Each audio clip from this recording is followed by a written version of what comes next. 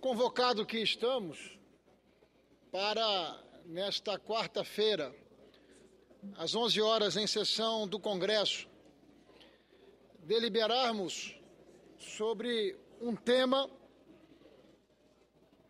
da maior relevância e da maior importância, tema esse que chama a atenção da sociedade brasileira, em razão do embate que o Congresso e o governo têm tratado com relação à correção da tabela do imposto de renda.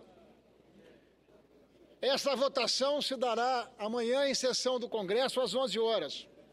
E desde logo eu estou aqui manifestando a minha posição pela derrubada do veto da correção da tabela do imposto de renda. E além de me manifestar de maneira clara e objetiva com relação a esse tema, desejo fazer aqui um sobrevoo sobre as questões que estão envolvidas no nosso perverso e deformado sistema tributário brasileiro. Tema que vem sendo tratado sob o espectro do ajuste fiscal da União, que afeta diretamente a vida de milhões de brasileiros e ainda evidencia uma cultura tributária nefasta e injusta em nosso país. O Brasil tem imposto demais. E o pior de tudo é que eles incidem de forma desigual, pesando mais sobre os que ganham menos. A montanha de recursos arrecadada nunca é suficiente para fazer frente às demandas da sociedade e a forma como ela evolui aprofunda as desigualdades de renda e conspira contra o desenvolvimento da economia brasileira. A expansão da atividade econômica, é bom ressaltar, senhor presidente, sempre resulta em mais receita fiscal. A correção do imposto de renda é tema recorrente de discussão pelo fato de não haver uma regra de ajuste automático.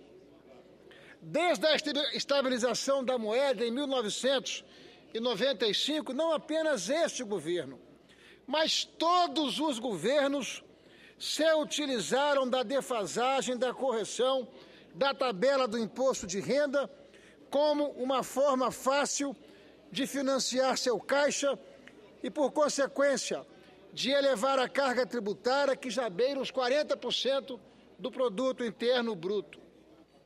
Se a tabela de imposto de renda fosse corrigida para acabar com a defasagem acumulada de 1996 até aqui, esta é uma defasagem já contabilizada em torno de 64%.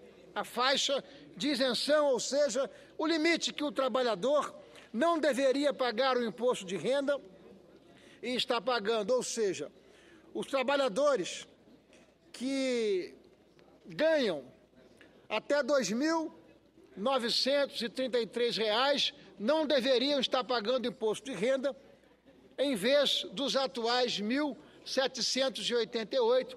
Essa é a diferença dessa flagrante apropriação que se faz em torno do esforço do trabalhador brasileiro. Por isso é necessário que as faixas de tributação do imposto de renda sejam corrigidas, no mínimo pela inflação do período. Há vários projetos de lei nas duas casas do Congresso que buscam corrigir a tabela do imposto de renda automático pela inflação. Mas eu destaco aqui o projeto pela oportunidade e tempestividade da senadora Ana Amélia, que determina e obriga a correção da tabela do imposto de renda conforme o Índice Nacional de Preços do Consumidor, o INPC, tendo como ano base calendário 2015.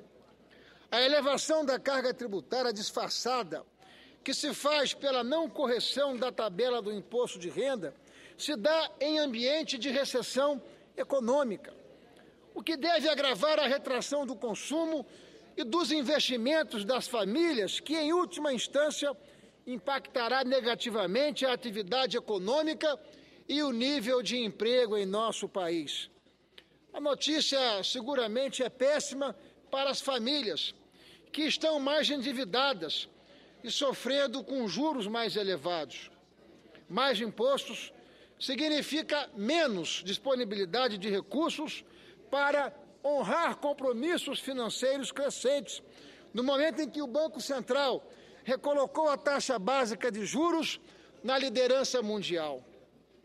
Em 1776, Adam Smith, senhor presidente, o pai da economia liberal, ensinou em sua obra clássica A Riqueza das Nações, que a boa tributação é aquela que pratica a justiça, a simplicidade e a neutralidade.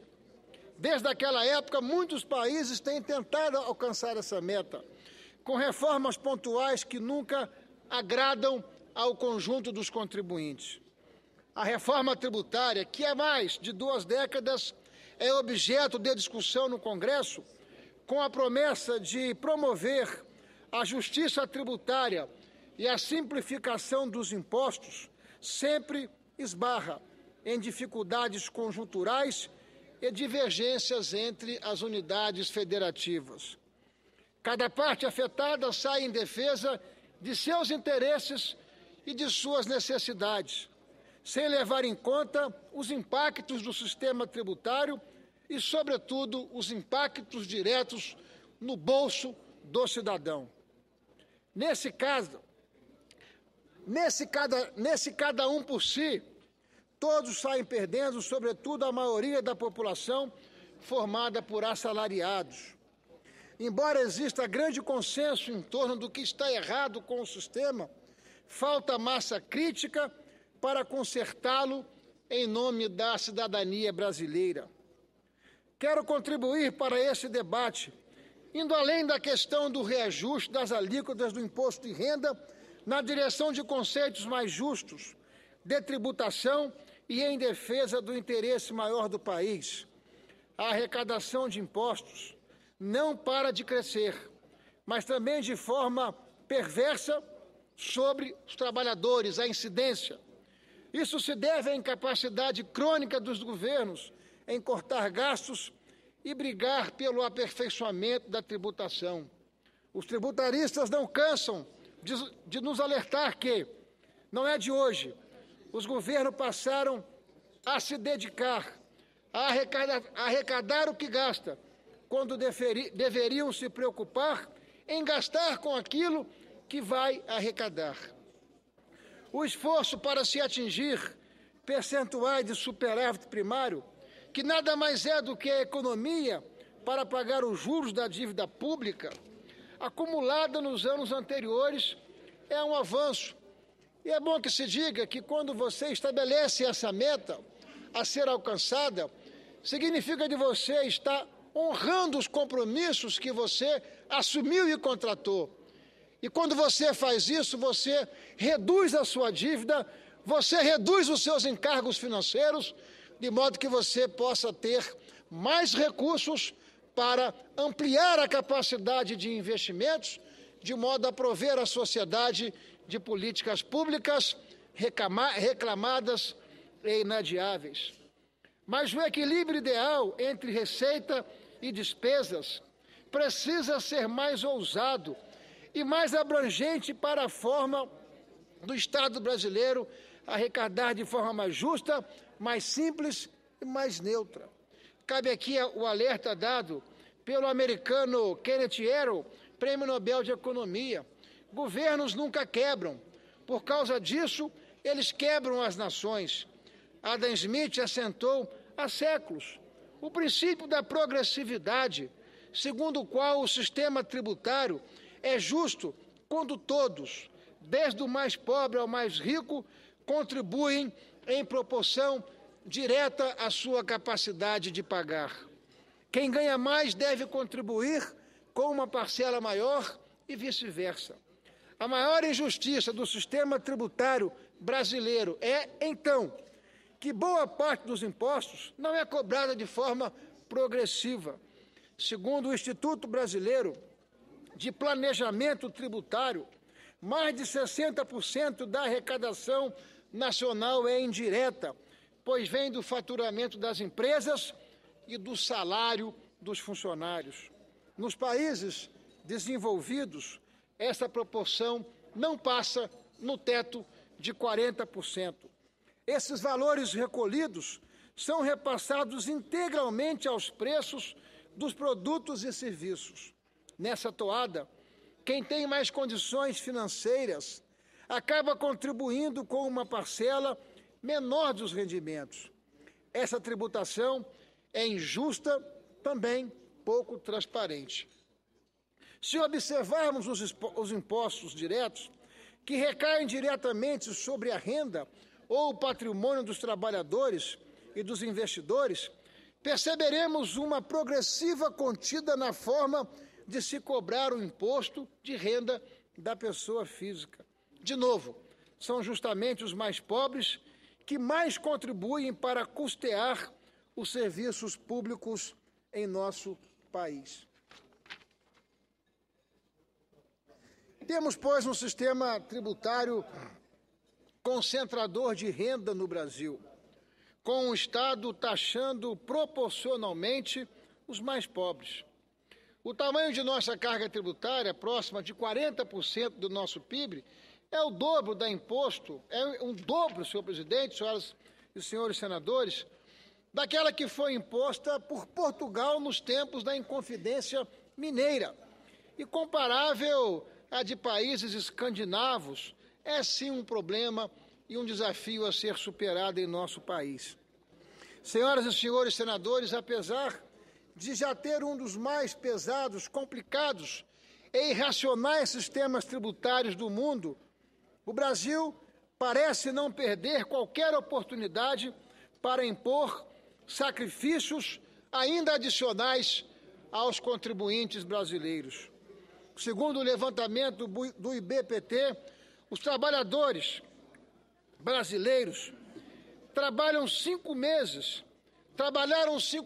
em 2014 só para pagar impostos, taxas e contribuições aos cofres públicos.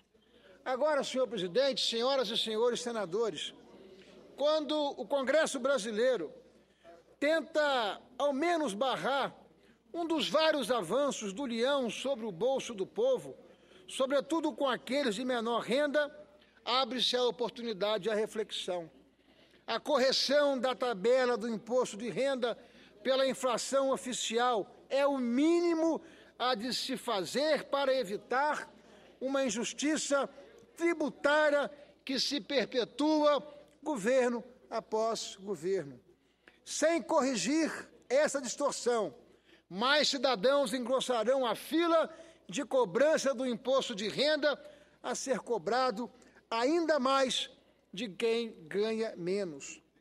Ao propor ao Congresso novamente o reajuste da tabela do imposto de renda em percentual inferior ao IPCA de quase 6,5% do ano passado, mais pessoas, de maneira injusta, estarão obrigadas a pagar impostos.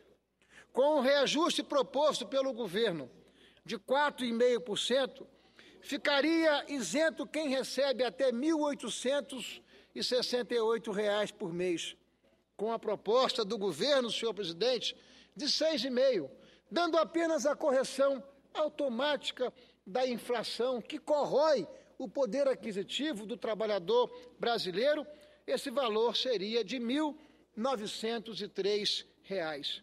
O Sindicato Nacional dos Auditores Fiscais, o Sindifisco, lembra que em 1996 pagava imposto de renda quem ganhava acima de 9 salários mínimos. Hoje, paga quem recebe pouco mais de 2 salários mínimos.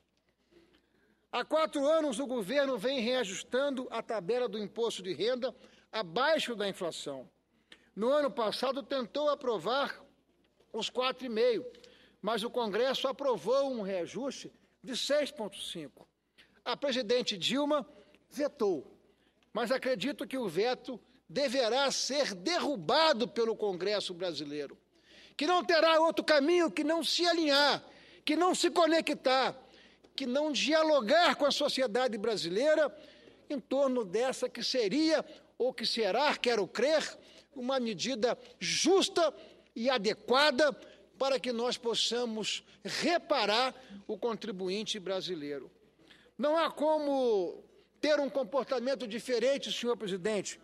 Por isso mesmo, nós estamos aqui nos manifestando de maneira clara e objetiva na direção de defendermos a derrubada do veto e de nós corrigirmos a tabela do imposto de renda pela correção da inflação. Com isso, nós não estamos concedendo, proporcionando ou promovendo qualquer tipo de privilégio ao trabalhador brasileiro. Muito pelo contrário, nós estaremos fazendo justiça. Essa é uma oportunidade da qual o Congresso brasileiro não deve se esquivar, não deve se curvar.